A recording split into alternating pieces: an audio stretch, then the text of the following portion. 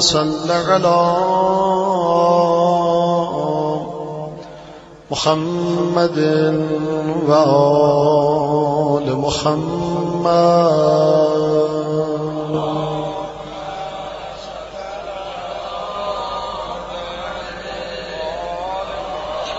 وعجل فرجهم وأهلك أعداءهم. عن فاطمة الزهراء عليها السلام بنت رسول الله صلى الله عليه وآله قال سمعت فاطمة أنها قالت دخل علي أبي رسول الله في بعض الأيام فقال السلام عليك يا فاطمة فقلت عليك السلام قال إني أجد في بدني ضعفا فقلت له أعيذك بالله يا أبتاه من الضعف فقال يا فاطمة ائتيني بالكساء اليماني فغطيني بهم فأتيته بالكساء اليماني فغطيته بهم وسرت أنظر إليه وإذا وجهه يتلألأ كأنه البدر في ليلة تمامه وكماله فما كانت إلا ساعة وإذا ببلدي الحسن قد أقبل وقال السلام عليك يا أمه فقلت عليك السلام يا قرة عيني وثمرة فؤادي فقال يا أمه إني أشم عندك رائحة طيبة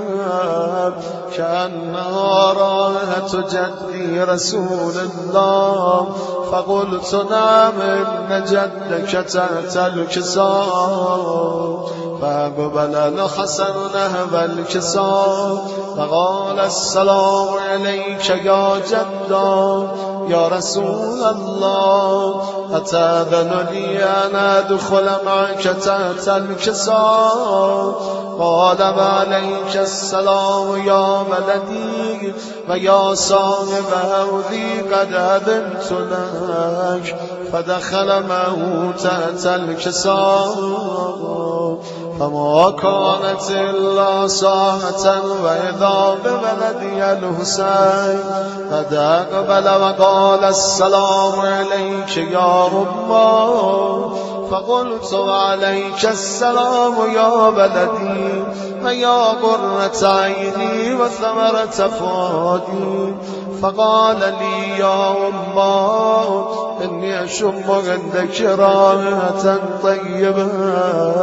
كأنها رائحة جدي رسول الله فقلت نعم إن جدك وأخوك تحت الكساء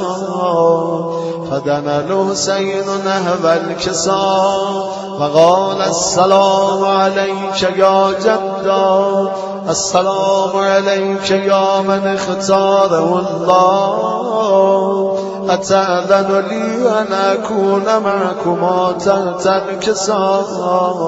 فقال وعليك السلام يا ولدي ويا شافع أمتي قد أذنت لك فدخل معهما تحت الكساء فأقبل عند ذلك أبو الحسن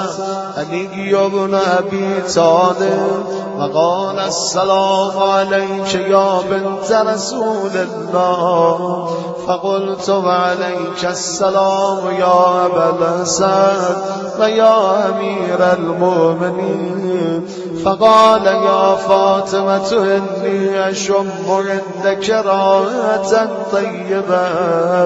كأنها رائحة أخي وابن عمي رسول الله فقلت نعم ها هو ومع ولديك تحت الكساء فأقبل علي نحو الكساء فقال السلام عليك يا رسول الله أتأذن لي أن أكون معكم تحت الكساء قال له وعليك السلام يا أخي يا مسيحي وخليفتي وصاحب لوائي قد أذنت لك فدخل علي تحت الكساء ثم أتيت نحو الكساء وقلت السلام عليك يا أبتا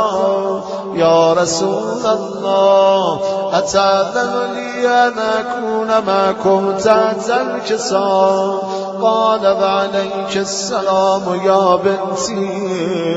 ويا بضعتي قد أذنت لك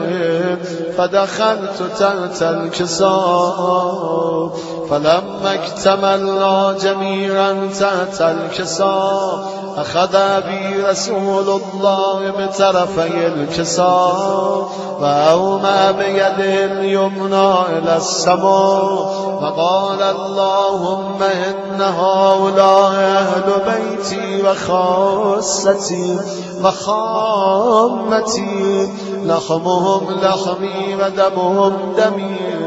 يؤلمني ما يؤلمهم ويحزنني ما يحزنهم أنا حرب لمن حاربهم وسلم لمن صالمهم وعدو لمن عاداهم ومحب لمن أحبهم إنهم مني وأنا منهم فاجعل صلواتك وبركاتك ورحمتك وغفرانك ورضوانك عليك وعليهم وأذهب عنهم الرجس وطهرهم تطهيرا فقال الله عز وجل يا ملائكتي ويا سكان سماواتي إني ما خلقت سماء مبنيا ولا أرضا مدحيا ولا قمرا منيرا ولا شمسا مضيئا ولا فلكا يدور ولا بحرا يجري ولا فلكا يسري إلا في محبة هؤلاء الخمسة الذين هم تحت الكساء فقال الأمين جبرائيل يا رب ومن تحت الكساء فقال عز وجل هم أهل بيت النبوة ومعدن الرسالة هم فاطمة وأبوها وبعلها وبنوها فقال جبرائيل يا رب أتأذن لي أن أبتلنا لأكون معهم سادسا فقال الله نعم قد أذنت لك فأبتل الأمين جبرائيل وقال السلام عليك يا رسول الله العلي الأعلى يبرمك السلام ويخصك بالتحية والإكرام ويقول لك بعزتي وجلالي إني ما خلقت سماء مبنيا ولا أرضا مدهيا ولا قمرا منيرا ولا شمسا مضيئا ولا فلكا يدور ولا بحرا يجري ولا فلكا يسري إلا لأجلكم ومحبتكم وقد أذن لي أن أدخل معكم فهل تأذن لي يا رسول الله فقال رسول الله وعليك السلام يا أمين بغي الله إنه قد أذنت لك فدخل جبرائيل معنا تحت الكساء فقال لأبي أن الله قد أوحى إليكم يقول إنما يريد الله ليذهب عنكم الرجس أهل البيت ويطهركم تطهيرا.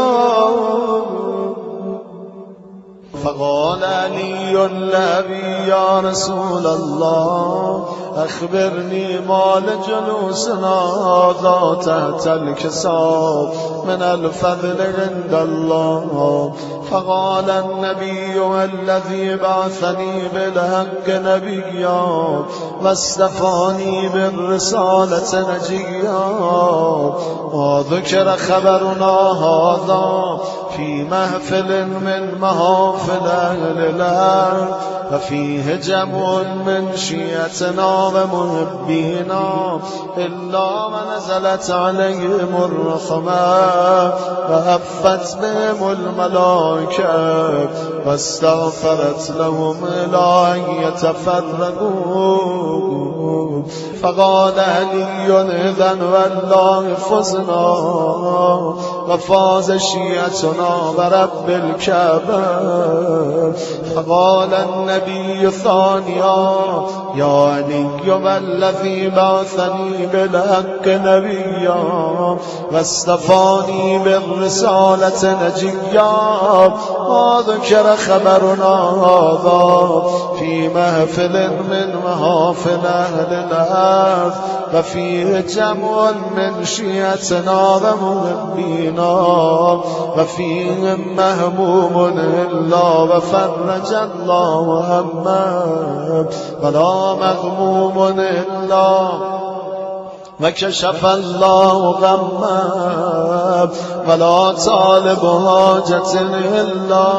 وقضى الله حاجته. فقال علي إذن والله فزنا وسعدنا وكذلك شيعتنا فازوا وسعدوا في الدنيا والآخرة ورب الكعبة.